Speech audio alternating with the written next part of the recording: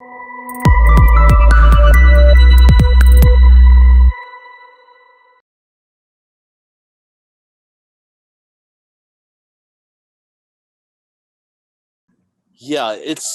and I've alluded to this a little bit, and I did mention that, in the old days, we did 360 video, but that was just to say that was when the hardware is a little more limited. That was what naturally a lot of people did. It's still very useful for a lot of things, particularly some of the soft skills development.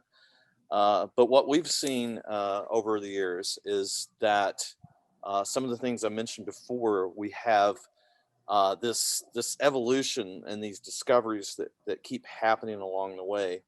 And what we've also seen is that the um, the fact that we have the mobile hardware right now is big. Once the Oculus Go came out and the HTC Vive Focus, that immediately told me, even though the Go wasn't 6 degrees of freedom yet, that told me that, oh, this is here to stay now. And then Walmart, purchased 17,000 headsets and got training from Striver for soft skills, and that was even just further proof. So at that point in time, I knew that it was here to stay, and so we kept, because of our gaming background, we were more interested in full immersion and interaction. And even though that was part of our arsenal to do 360, and it suited the purpose, we realized there was even more challenges and interesting problems to solve, and the potential for even more profound effect to just get involved with heavy interaction. And now today's headsets with the Quest 2, the new Vive Focus they just announced, the Pico Neo 2, and then the 3's coming out.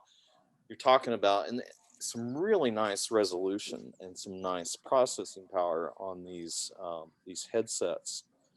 And I think the technical part of it is the easy part. And I think what we really need now is people putting their heads together on both sides, from content creators to end users, because you need those subject matter experts and you need the iteration. So what our challenge is now is creating this content. Because if you think about it, even traditional content has always been a little lacking. From PowerPoints to computer-based training, there's been some really good stuff, but that's always been a challenge in itself. Now we're in a virtual world where we're trying to recreate simulations of what's going on. In some cases, we're inventing new things, like, you know, how does a genius imagine physics? How do we capture that? Because it's there's probably get research involved, but at some point we might be able to teach. Um, yeah, Rahul, you might be able to take a course and suddenly come out a super genius. That's you're probably already one, Rahul, but you know what I'm saying. It's there's this opportunity here for now the air conditioning's coming on. There's an there's an opportunity here for just some next level stuff, and I love being in the middle of that.